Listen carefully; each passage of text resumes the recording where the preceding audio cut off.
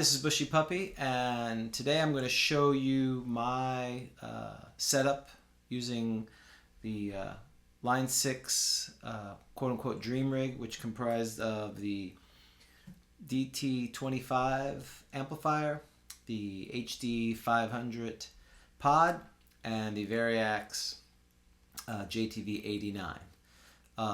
What's great about them when you have all three of them is through electronic wizardry. When you select a patch, each of the components will be configured based on how you program them. So it will really tailor the sound to what you're hoping to accomplish. So you can go from a very clean Strat or archtop sound all the way to high gain, metal, high rock, heavy rock sound, all with the flip of the switch, or in this case the toggle switch here on the HD500. So I've used this setup for a few years. It's, as I'm sure if you're watching this video, you've either have Line 6 stuff or interested in it. And again, for a bunch of gigs or engagement, this is great. It's relatively compact. It does covers a lot of ground. And especially now that it's been out for a couple of years, you can get the gear relatively inexpensive compared to having a very elaborate setup with multiple amps and multiple guitars. So I'm going to show you the 4 patches that I use. I've played around with the HD500, played with the pod before that, and you can spend hours making 50 patches, but in the end you kind of end up with 4 patches: a clean, an overdriven, a dirt, and then a high gain. The advantage of this system is the Variax acoustic models are really good, and especially when you don't have the convenient time to switch from an acoustic to an electric guitar. I think it's better than an electric guitar with piezo pickup on it. So thanks to other friends on YouTube, they showed how you can run out of the pod the acoustic signal without going into a guitar amp. Guitar amp and the guitar speakers specifically are really tailored to electric guitars, and they don't make an acoustic sound very good. So when I play out, I look for get 2 channels from the sound person, one for the acoustic, one for the electric, and this setup allows that to happen. I'll show some pictures of my setup and the tangled cords that go with it. But compared to using either regular tube amp and other gear, this is a very simple setup. You have the Variax cable to the pod, you have an XLR wire from the pod to this, and then depending on if you're miking the cab or if you're running the cab simulator out of the DT25, you've got 2 cabs, 2 lines going to the board, one for the acoustic, one for the electric. So I'm going to run through these patches real quick to let you hear what they sound like. Except for the acoustic, I'm using the magnetic pickups on here. The only time I use the modeled guitars is when I'm going for some altered tuning. So this will all be an E. So this is the clean channel, kind of a Fender sound, using the magnetic pickups. First with the treble.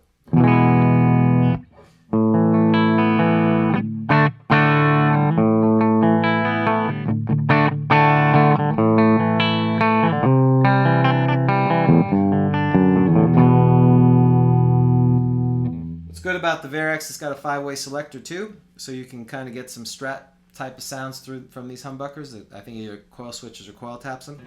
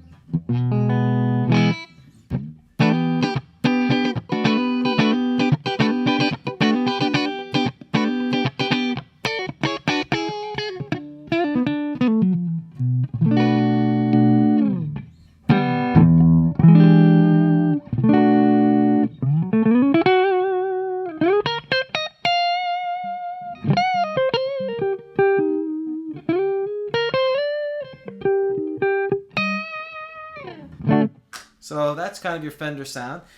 I have a little ambient, very light room type of reverb on this, and I'll let you hear how that with the clean and then the rhythm pickup.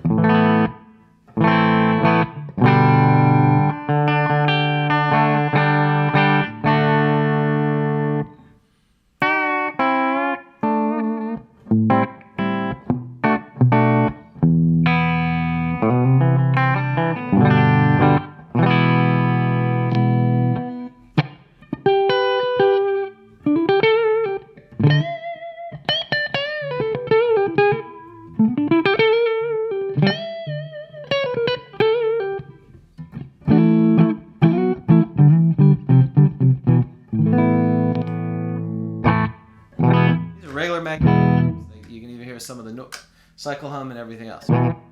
So then I'm using a Tube Screamer like overdrive to give it a little broken up sound.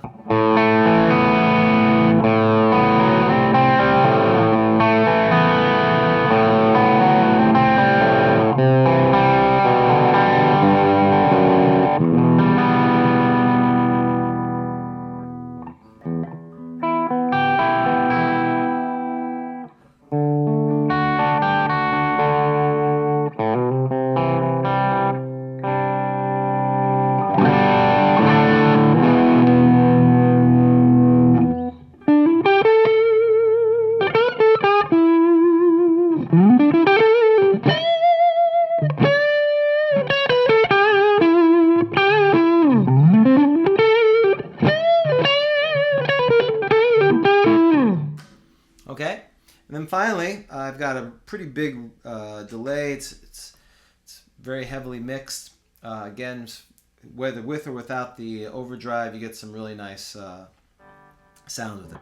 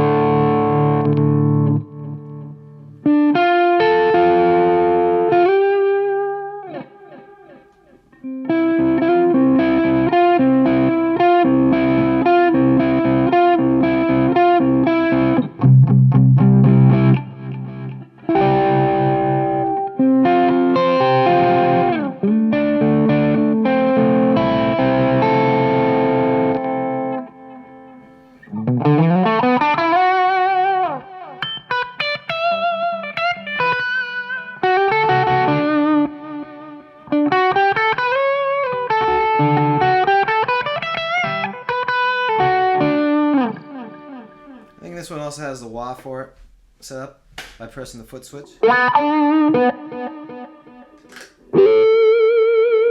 Took off the delay.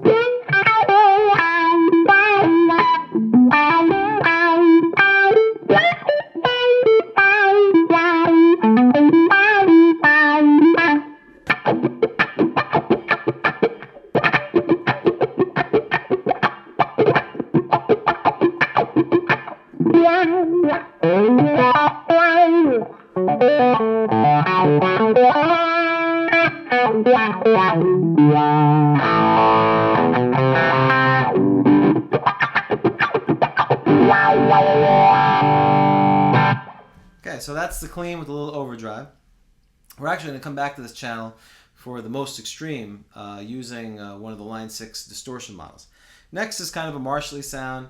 I think it's based on a Plexi. Again, I'm planning to put all these, a link to get to these tones if you find them useful, and you can maybe use them as a base to start your own version of this as well.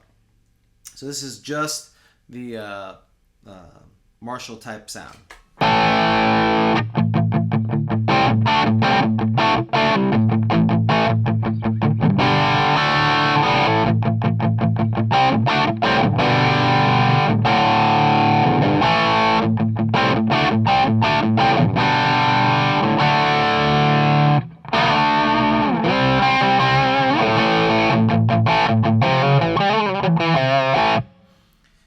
Then adding a little bit of, again, the Tube Screamer-like thing to get it more broken up.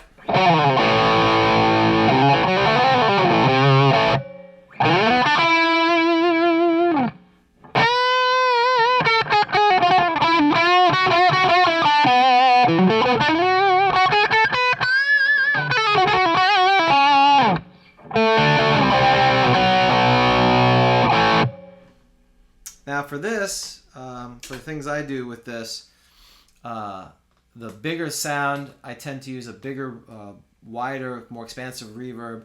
So instead of lowering my volume so I don't blow out the rest of the group, I put the reverb on. So this is how it is without any additional overdrives, just the standard Marshall-y sound with the reverb.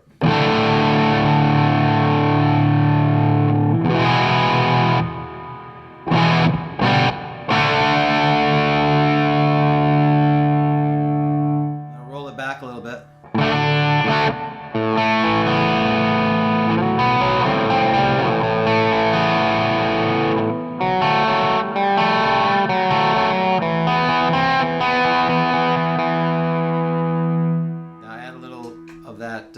Tube screamer again.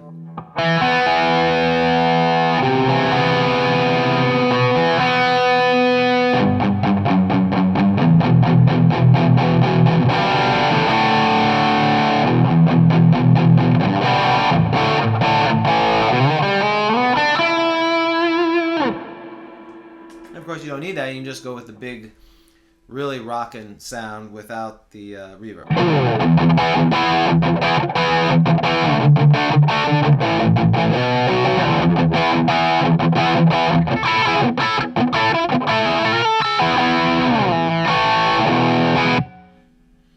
And of course, getting rid of that, if you even go to more of a solo, adding more of like a Rat classic distortion on top of the Marshall.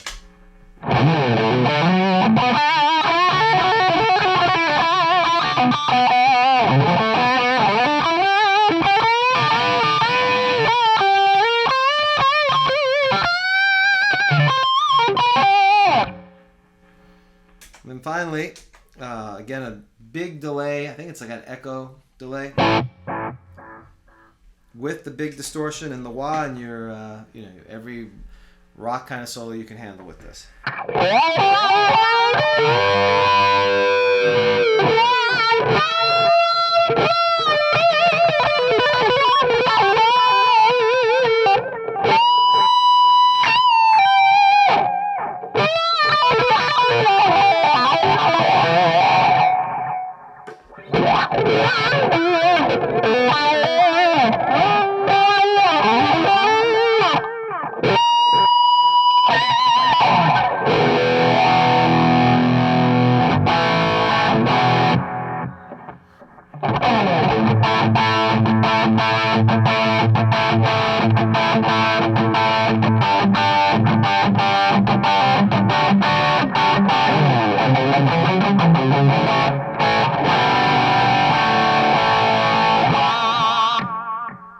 And finally, the modern, which again, the Mesa dual rec, and even before it, the Marks, it's 25 years already, but they're considered more modern Mesa sound, is my last patch.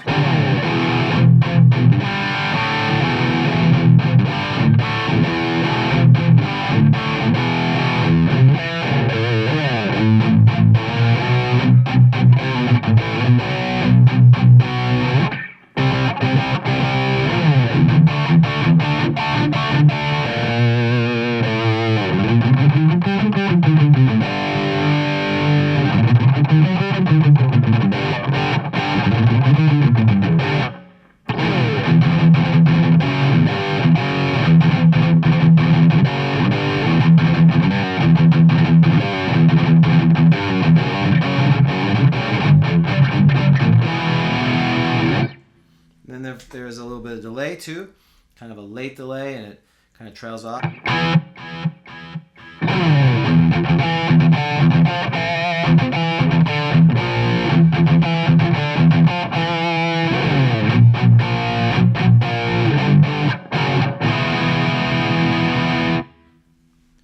then finally, using the Line 6 distortion model, I get back to the clean channel. I get really with kind of the over-the-top, heavy sound. It's great.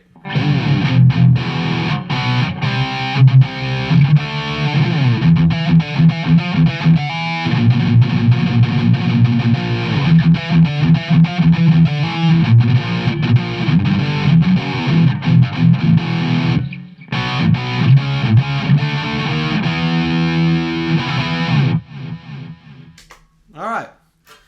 Finally, the great thing about this is going from the acoustic to the electric. So now I'm going to switch to the acoustic patch, and now it's running the actual modeling out of the Variax into the HD500. And again, instead of using a PA board, I'm using a little Roland AC60 as kind of my acoustic monitoring amp.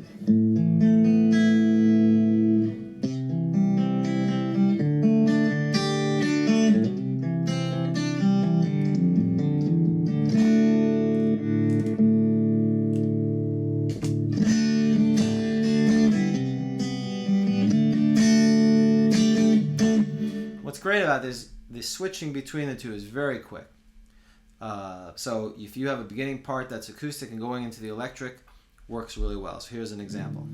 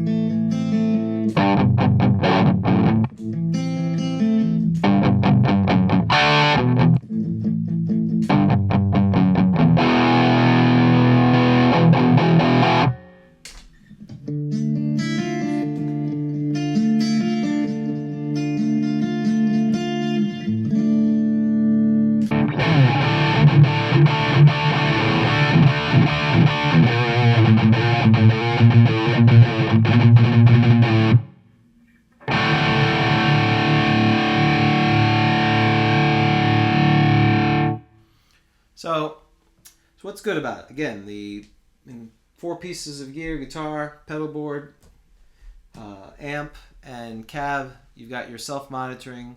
You can either play in a small band area, or you can play connected to a PA or use mic. It's great. Going from sound to sound. The downside to it, it's a lot of tweaking. If you don't want to tweak with knobs and listen to 400 patches and go online, it can be a big hassle versus you plug into a Marshall, you dial it, or you do a Fender, you know what you're getting out of it.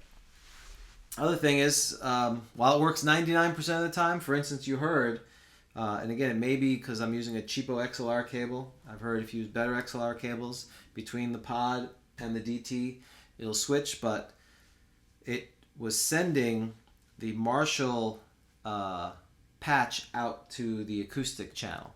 So it happens probably once every 50 or 100 times, but it's enough where I found you have to turn the amp on first and then the HD. If you do it another way, sometimes it'll act squirrely.